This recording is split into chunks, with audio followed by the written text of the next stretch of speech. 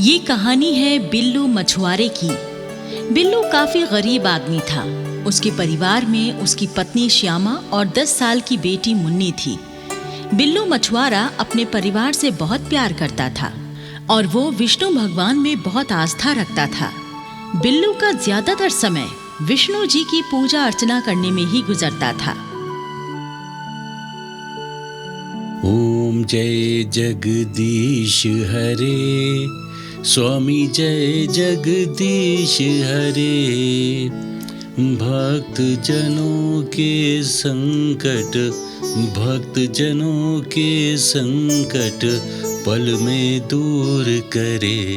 ओम जय जगदीश हरे। गांव के बाहर कई कृत्रिम तालाब बने हुए थे जिनमें मछली पालन होता था। ये सारे तालाब सुदेश ठेकेदार के थे। बिल्लू ठेकेदार के तालाबों से मछली पकड़ने का काम करता था और बदले में ठेकेदार बिल्लू को 50 रुपए मजदूरी के दिया करता था। ये ले बिल्लू, तेरी आज की मजदूरी के 50 रुपए रख ले।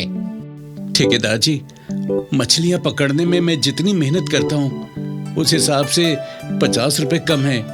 आप मेरी मजदूरी बढ़ा दो ना।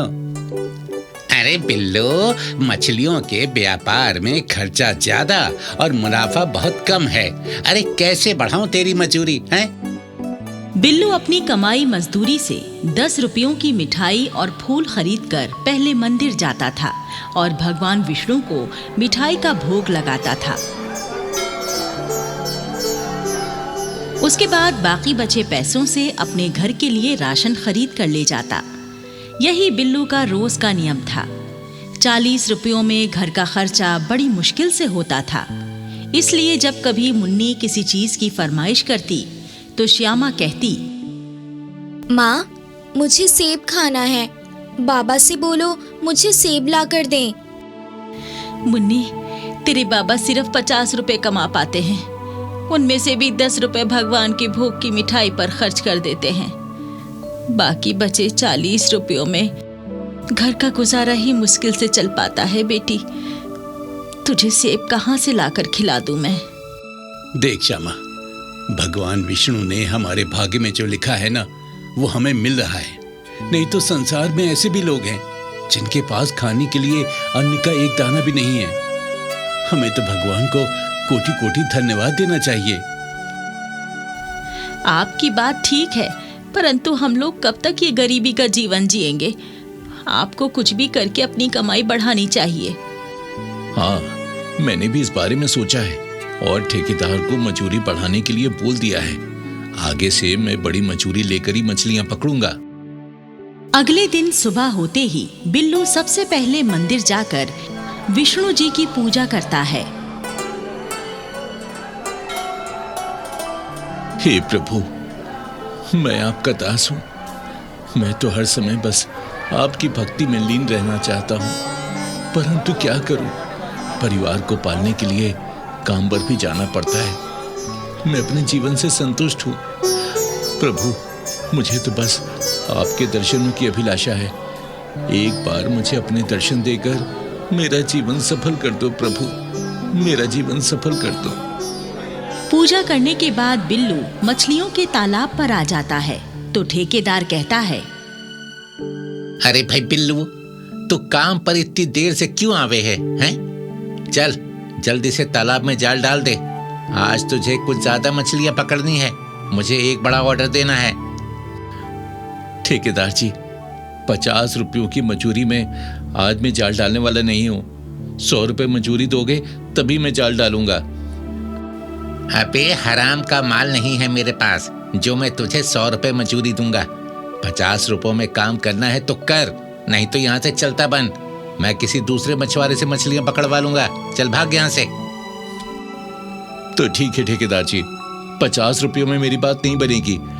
मैं दूसरे ठेकेदार के पास मजदूरी कर लूंगा। ये कहकर बिल्लू वहां से चला जाता है और दूसरे ठेकेदार के पास आकर काम मांगता है। लेकिन 100 रुपए की मजदूरी पर ये ठेकेदार भी बिल्लू को काम देने से मना कर देता है। फिर बिल्लू तीसरे ठेकेदार के पास जाता है और वो ठेकेदार भी काम देने से मना कर देता है। थक हार कर बिल्लू वापस अपने घर लौट आता है। घर लौटकर वो अपनी पत्नी श्यामा को सारी बात बता देता है। सुनो जी, बिना काम किए घर का गुजारा कैसे होगा?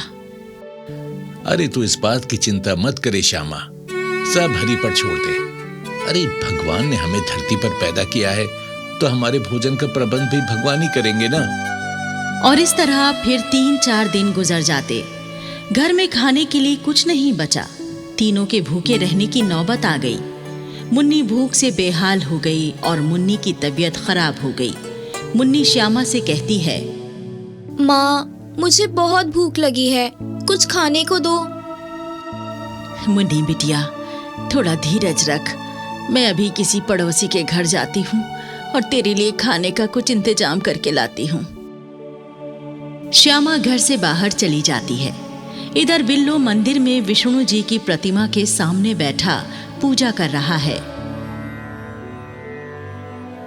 हे मेरे प्रभु, क्या मेरी भक्ति में कुछ कमी रह गई जो आप मुझ पर कृपा दृष्टि नहीं डाल रहे? मेरे घर में खाने को अन्न का दाना भी नहीं। मेरी पत्नी और बेटी 2 दिन से भूखे हैं। मुझ पर दया करो प्रभु, मेरे लिए काम का प्रबंध करवा दो प्रभु। इधर श्यामा एक पड़ोसी से कुछ पैसे उधार लाकर थोड़ी दाल और चावल खरीद लाती है और खिचड़ी बनाकर मुन्नी को खिला देती है। तभी बिल्लू भी घर आ जाता है।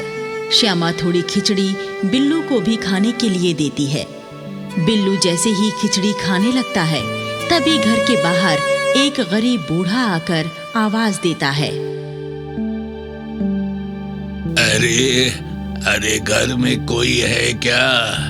बेटा, मुझे कुछ खाने को दे दो।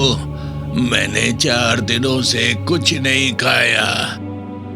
घर के अंदर आवाज सुनकर बिल्लू कहता है, लगता है कोई भूखा है, मैं उसे अपनी ये खिचड़ी खाने को दे देता हूँ। तुम अपनी खिचड़ी उसे खिला दोगे तो फिर तुम क्या खाओगे?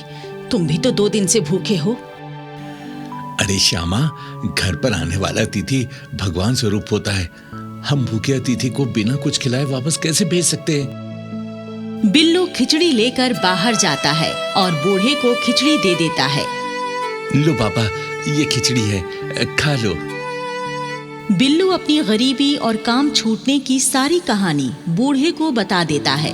बूढ़ा कहता है, बेटा, जिस प्रकार आज तूने मुझ भूखे का पेट भरा है, भगवान सदा तेरे घर को धन्य धान्य से भरा रखे। बेटा, विष्णु जी पर भरोसा रखो, वो जरूर तुम पर कृपा करेंगे। तुम ऐसा करो, नदी पर चले जाओ और नदी से मछलियां पकड़कर बाजार में बेचो। भगवान की कृपा से तुम्हारी रोजी रोटी का अच्छा प्रबंध तो हो ही जाएगा। ये कहकर बूढ़ा वहां से चला जाता है। इधर बैकुंठ में माँ लक्ष्मी जी विष्णु जी से कहती हैं, प्रभु, ये दरिद्र मछुआरा तो आपका परम भक्त है, फिर ये इतने कष्ट में क्यों है? आप इस भक्त का कष्ट क्यों नहीं हरते? देवी लक्ष्मी, हर कार्य का एक निर्धारित समय होता है। मेरा ये भक्त धर्मात्मा अवश्य है, परंतु इसके भाग्य में अब तक कष्ट भोगना ही लिखा था, इसीलिए इसने आज तक कष्ट भोगे हैं। परंतु अब इसके दुखों को सुख में बदलने का समय आ चुका है। बिल्लू अपना छोटा जाल लेकर नदी पर आ जाता है और नदी में जाल डालता है, परंतु जाल में एक भी मछली नहीं फंसती। बिल्लू बार बार नदी में जाल डालता है, लेकिन हर बार खाली जाल ही बाहर आता है। फिर बिल्लू थक हार कर बैठ जाता है और सोचने लगता है, लगता है मेरे भाग्य में आज भी भूखा रहने ही लिखा है। तभी तो कई बार जाल डालने पर भी एक भी मछली नहीं फंसी। कोई बात नहीं, जैसी हरि की इच्छा। थोड़ी देर सुस्ताने के बाद बिल्लू फिर से नदी में जाल डालता है और इस बार एक बहुत बड़ी मछली जाल में फंस जाती है। मछली पाकर बिल्लू बहुत खुश होता है। अरे वाह, भगवान की कृपा से बड़ी मूल्यवान मछली मेरे जाल में फंसी है। इसे बेचकर तो मेरे घर में 10 दिन का राशन आ जाएगा। तभी वो मछली मनुष्यों की भाषा में बिल्लू से कहती है, मुझ पर दया करो मछुआरे, नदी के अंदर मुझे वापस छोड़ दो। मैं गर्भवती हूँ। जो तू मेरा पैदा होने वाले बच्चे पर दया करेगा तो भगवान जी तुझ पर दया करेंगे। गर्भवती मछली की गुहार सुनकर बिल्लू को मछली पर दया आ जाती है। ओह, अच्छा, मैं इतना दुष्ट मछुआरा नहीं हूँ जो अपनी गरज के लिए एक गर्भवती मछली के साथ अन्याय करूंगा। रुक जा, मैं अभी तुझे छोड़ देता हूँ। और बिल्लू मछली को वापस पानी में छोड़ देता है। तभी वहां चमत्कार हो जाता है। मछली गायब हो जाती है और भगवान विष्णु वहां प्रकट हो जाते हैं।